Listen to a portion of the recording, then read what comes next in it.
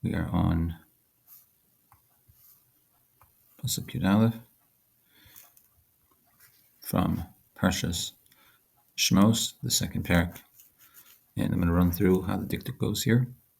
Here are the key words for this Pasuk. Haya, which means was. Now, if it's going to be in the present tense, it's going to be is, and if it's in the future tense, it's going to be will be. This is a little bit of a difficult word. Normally, I would only tell you the past tense, but Haya is was, is, and will be. Three different ways of saying it depending on the tense. Yom is day. Yom Rishon, Yom Sheni, day 1, day 2. Yom Shabbat, the day of Shabbos. Haim is going to be those. You can see here that it's not aligned right, so let's just quickly fix that. Okay, let's make it all black. Those, it comes from the word, it would be like saying the them, but you don't say the them in English. So those, Haim, those. Gadol means grew up, matured. Gata, out, exited, left. El, two.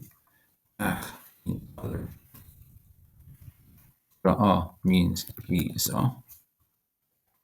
Just say saw, but the way that I put it here is in the past tense form for he. Sivala means burden. Ish, man. Mitzri, a Mitzrim, an Egyptian. Hika means it.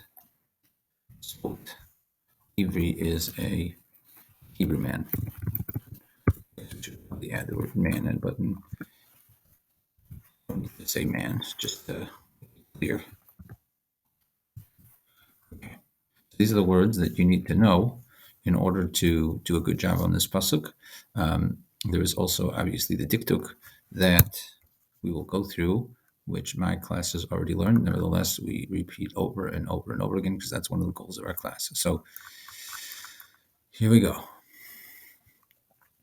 Now it would be good, it'd be kedai for everyone to read this 5 times beforehand, start to become familiar with it, start to see the patterns, notice the places where we're going to pause. Right. So here we go. Vayehi. So vayehi, you've got your vav in front, which always means and. In this particular case, it's connected to an action word, haya. Here's the word haya. The added letter here is in front, the yud. So how do you translate this? Now, with every verb, with every pile, every action word, we always say that there are 3 things that you have to know. You have to be able to recognize what's the shorish, what's the root. Here it's haya, which is was, is, or will be. The yud in front tells you who did it in a pronoun sense, which is he or it. He or it. That's the yud in front. Now, it also tells you when, past, present, or future. When a letter's in front, it's future tense. It's looking towards the action, towards the shorish. So if there was no vav here, this would be yihi, and it would mean it will be or he will be. The vav flips the tense, and instead of being he will be or it will be, it becomes it was or he and it was and he was, flipping it back to the past tense. This is the vav hipuch. It's the vav which transforms the tense from past to future or future to past. So you have vayehi, and it was. We're going to go with and it was because we're talking about a set of events, not a particular person yet. Bays in front of a word means what? We always make it orange. It can mean in or with or on. Here we're talking about, we're going to use it as in. Yamim, from the word yom, yamim, this is the plural form. How do you know it's plural? Because you've got the im at the back end. I can't make the chirik, the e sound, red. If I could, I would make it red, and then this would be a yamim with a red. The chirik yud mem is plural, masculine. So this literally means in the days. Now, hahem, hey is the, normally. Hahem, though, together with a noun before, this goes together always. It is in those days. In those days. Now, the other way that you could literally translate it, I guess, would be in the days of them. But the way we translate it practically is the hahem comes before bayamim. It's in those days. Vayigdal. So you've got your vav, which is going to transform future to past or past to future. So here you've got the added letter once again, like over here being the yud. And so here, who grew, gadel means grew, is going to have to do with the next word. There's nothing breaking up the verb from the noun, from the person, place, or thing. So then the yud, which is and he grew, if there was no vav there, right? If I were to delete the vav, yigdal, it would mean he will grow. Okay? The vav makes it and he grew. Who is the he? Who is the he? So if the pasuk tells you the name immediately after, so instead of saying and he grew Moshe, it's and Moshe grew, or and Moshe matured. So this by itself, Vayigdal by itself, right? So if you were to, so to speak, get rid of this Moshe here, and just look at the word Vayigdal, it'd be and he grew. Now you add in the Moshe right next to it. It's and Moshe grew. If you were to put a lamed in before Moshe, like for example, right? Let's say we put a lamed here. So then they're no longer connected. And he grew for Moshe or to Moshe. Right? It doesn't make much sense, but you see that if there's anything in between the two, so then the Moshe is no longer the he. Right? You could also common would be, for example, I have a hard time getting this in there. S. Okay. And S will then make it into an object which the action is being done to or something like that. So Vayigdal Moshe, and Moshe grew up. Once again, you've got your Vav. Va. Now, here's a Yatza means went out or left. Yetze,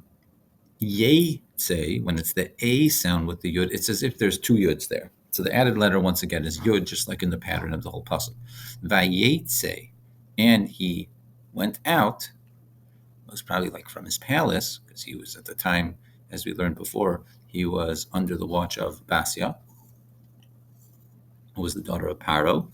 So Moshe grew up, Vayetze el Echav, and he went out, past tense again, because of the Vav and then the added Yud. Remember the Yay sound makes it as if there's two Yuds.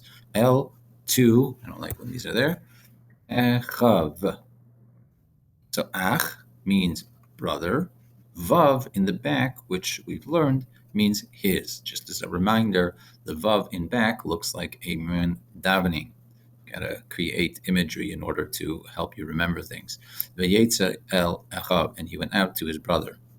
Vayar, once again, you've got your added Vav, and Yar. Once again, so here the Shorish is Ra'ah, and we are looking for three things here. Who did it? The Yud, he. When was it done? So your added letter is a Yud, once again, in the front, so that would be future tense. The Vav switches it back to past, so it's past tense, he, and Ra'ah means saw. So Vayar is and he saw. B'siv lo sam. So B's in front means in. I'm having a hard time grabbing the B's. See if that'll work. Maybe not. Yes, okay. Now, os at the back is plural. And mem is them. When you put it all together, it's, and sivlois means burdens. In their burdens. Vayar b'sivloisam, and he saw in their burdens, meaning he saw his people, the Jewish people, being tortured, being burdened. We can go through that more, but for now, let's just go in their burdens. Now, obviously, translating things very, very literally allows you to come up with a lot of very relevant and important questions, which the tzaddikim, the righteous people of the past, the Talmidei Chachamim, the wise sages, would come up with their questions and seek deeply into rabbinic literature and deeply within themselves to understand why exactly these words were placed the way that they were in the Chumash. Once again, Vayar ish, so we just had the same word. What are we looking for? Three things. We're looking for what's the root? Ra'ah, he saw. Who did it? Yud in front, which tells you who, he, when, future tense. The Vav flips it back to past. So, and he saw Ish Mitzri,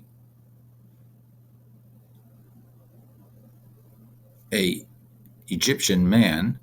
So this actually is Yotzim in a cloud. This is a surprising circumstance, because Vayar seems to be connected to Ish Mitzri, and it could be translated, and the Egyptian man saw. But it can't be, because Ish Mitzri is connected actually to Makkah, Ish Ivri. Very interesting. But the trope would seemingly be a pause at the word Mitzri. I never really noticed this. So the way that you practically would read this is Vayar, and he saw. Ish Mitzri, an Egyptian man, Makkah, hitting Ish Ivri, a Hebrew man. Me'echav, from his brothers. So this is definitely needs some deeper looking at in the sense of the Dikduk, because I know the general Pasuk means Vayar, and he saw Ish Mitzri, an Egyptian man, Makkah, hitting. Makkah means hitting. Now Ish Mitzri goes together. These are two nouns. Well, I guess you could say it's a noun and a adjective. Even you could say, maybe, I'm not sure. You could say a man from the Egyptians, of the Egyptians. No, you say the Egyptian man, Ish Mitzri, goes together. Makkah Ish Ivri, hitting a Hebrew man. Me'achav, from, vav in the back, his brothers. I guess you could say even. Right, from his brothers. Sorry, that was two mistakes. These are plural. So, Vayetze el Echav, and he went out to his brothers, because the yud, the added yud, makes it plural. So if we go through this one more time, Vayi, and it was Bayami Mahem, in those days. Vayigdal Moshe grew up. Vayetze el Echav, and he went out to his brothers. Vayar b'sivloisam, and he saw in their burdens. Vayar, and he saw Ish Mitzri Makkah Ish Ivri, an Egyptian man smiting, hitting a Hebrew man, Me'achav, from his brothers. And we will pause for now.